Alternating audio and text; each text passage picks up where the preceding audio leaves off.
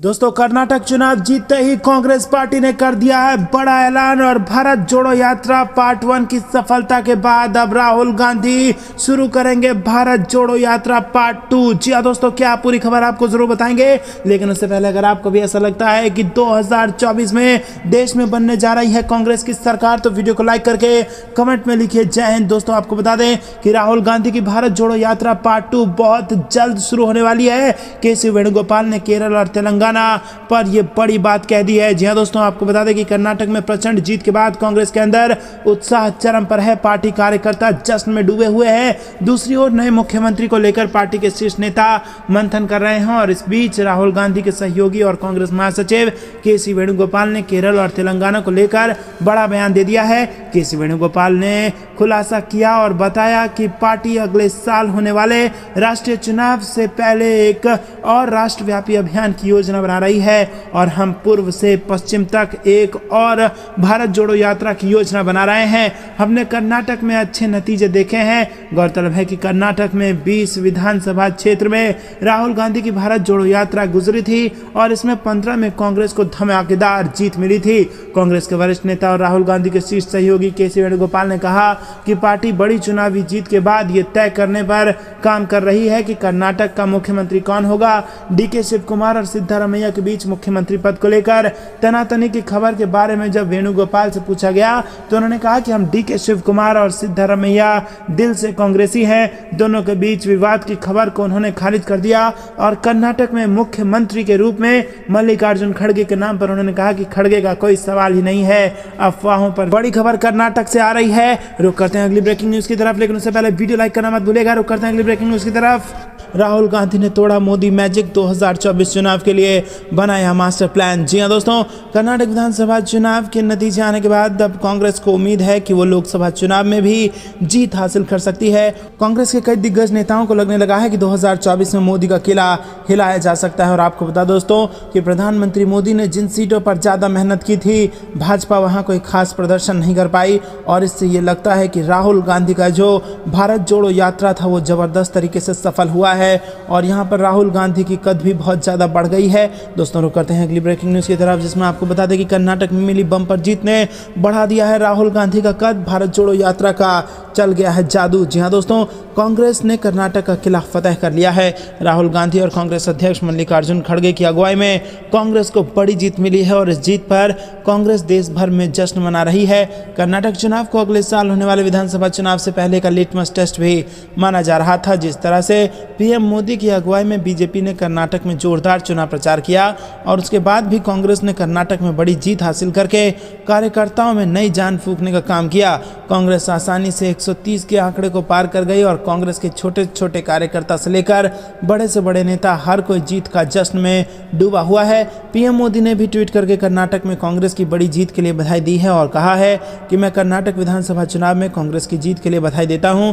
मैं उन्हें जनता की उम्मीदों को पूरा करने की शुभकामनाएं देता हूं। दोस्तों, आपको बता दें कि इससे पहले बीजेपी के नेता कह चुके हैं कर्नाटक में कि अगर बीजेपी की सरकार नहीं बनी, डबल इंजन की सरकार नहीं बनी, तो केंद्र का आशीर्वाद तभी मिलेगा जब बीजेपी की सरकार बनेगी। इस प्रकार के कुछ बयान दिए गए थे भाजपा नेताओं द्वारा और इस सब से बिना डरे कर्नाटक की जनता ने अपने दिल से जो जनादेश दिया है उसमें भाजपा का सुपड़ा साफ हो गया है और दक्षिण भारत के एकमात्र राज्य जहां पर भाजपा की सरकार थी वहां से भी अब बीजेपी जा चुकी है।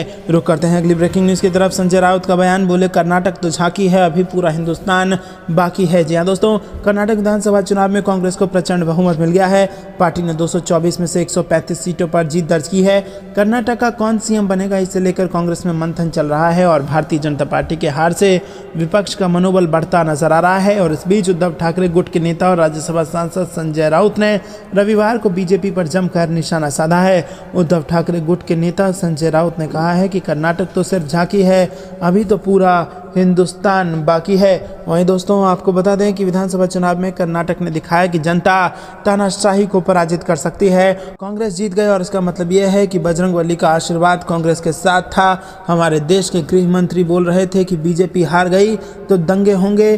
चुनाव के बाद भी कर्नाटक राज्य शांत और खुश है, दंगे कहाँ हैं। इसी के साथ आपको बता दें दोस्तों कि बजरंग बली की भी शायद यही इच्छा थी कि कर्नाटक में जो है वो कांग्रेस की सरकार बने, और बजरंग बली के नाम पर बजरंग दल बना लेने से कोई बजरंग बली नहीं हो जाता।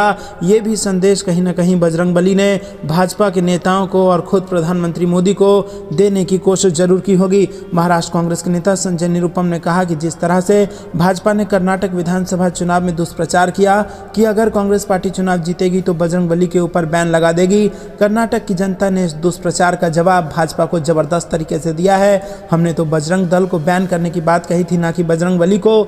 दुनिया में ऐसी कोई ताकत नहीं है जो बजरंग बली को बैन कर सके। हम सब बजरंग बली के उपासक हैं और नियमित रूप से हनुमान चालीसा का पाठ करने वाले लोग हैं। तो दोस्तों, क्या आपको भी ऐसा लगता है कि बजरंग बली पर पूरा मामला ले जाकर पीएम मोदी ने बहुत बड़ी गलती कर दी और ये बैकफायर कर गया है? तो कमेंट में अपनी राय जरूर बताइए। रुक करते हैं अगली ब्रेकिंग न्यूज़ की तरफ।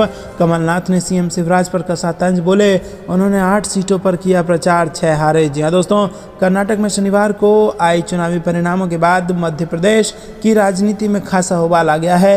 प्रदेश की मुख्य विपक्षी पार्टी कांग्रेस खासी उत्साहित है और प्रदेश कांग्रेस कार्यालय सहित मध्य प्रदेश के सभी जिलों में स्थित कार्यालयों में कांग्रेस द्वारा कर्नाटक जीत की खुशी मनाई गई और इस दौरान कार्यकर्ताओं ने ढोल धमाकों के साथ आतिशबाजी की और एक दूसरे को मिठाई भी खिलाई। कमलनाथ ने कहा कि मध्य प्रदेश के मुख्यमंत्री शिवराज सिंह चौहान ने कर्नाटक में 8 सीटों पर प्रचार प्रसार किया, रोड शो किया था और पीसीसी कमलनाथ का दावा है कि इन 8 में से 6 सीटों पर बीजेपी हार गई है। पीसीसी कार्यालय में मीडिया से बात करते हुए पूर्व मुख्यमंत्री कमलनाथ ने कहा कि कर्नाटक में जितनी सीटें कांग्रेस को मिली उसकी आधी सीटें भी बीजेपी को नहीं मिल सकी। और कमलनाथ ने कहा कि सीएम शिवराज भी चुनाव प्रचार में गए थे, 8 विधानसभा क्षेत्रों में उन्होंने चुनाव प्रचार किया। जो हाल यहाँ होने वाला है वो वहाँ हुआ, 8 में से 6 सीटों वो हार गए। तो दोस्तों, क्या यही हाल बीजेपी का मध्य प्रदेश में भी होने वाला है? जहाँ जहाँ शिवराज सिंह जाएंगे वहाँ 8 में से 6 सीटें भाजपा हार जाएगी। आपको क्या कुछ लगता है कमेंट में जरूर बताइए। रुक करते हैं अगली ब्रेकिंग न्यूज़ की तरफ। 2024 में भी इसी तरह दीजिएगा बधाई, पीएम मोदी की बधाई पर बोले आचार्य प्रमोद कृष्णन। जी हाँ दोस्तों, आपको बता दें कि कर्नाटक विधानसभा चुनाव 2023 में कांग्रेस की ऐतिहासिक जीत के बाद प्रधानमंत्री मोदी ने पार्टी को बधाई दी है और इस बीच कल की पीठ के पीठाधीश्वर और कांग्रेस नेता आचार्य प्रमोद कृष्णन ने पीएम मोदी पर तंज कसा है। कांग्रेस नेता आचार्य प्रमोद कृष्णन ने ट्वीट करते हुए कहा कि 2024 में भी इसी तरह दिल खोलकर बधाई दीजिएगा। दरअसल कर्नाटक विधानसभा चुनाव 2023 के रिजल्ट घोषित होने और कांग्रेस की जीत के बाद प्रधानमंत्री मोदी ने ट्वीट कर प्रतिक्रिया दी थी और कांग्रेस को बधाई दी। और वहीं दोस्तों, आपको बता दें कि प्रधानमंत्री मोदी ने ट्वीट करते हुए लिखा था कि कर्नाटक विधानसभा चुनाव में जीत के लिए कांग्रेस पार्टी को बधाई, लोगों की आकांक्षाओं को पूरा करने के लिए मेरी तरफ से शुभकामनाएं। जिसके बाद कांग्रेस नेता आचार्य प्रमोद कृष्णन का यह बयान सामने आया है और उन्होंने 2024 के लोकसभा चुनाव को लेकर प्रधानमंत्री मोदी पर तंज कसते हुए कहा है कि 2024 में भी इसी तरह दिल खोलकर बधाई दीजिएगा।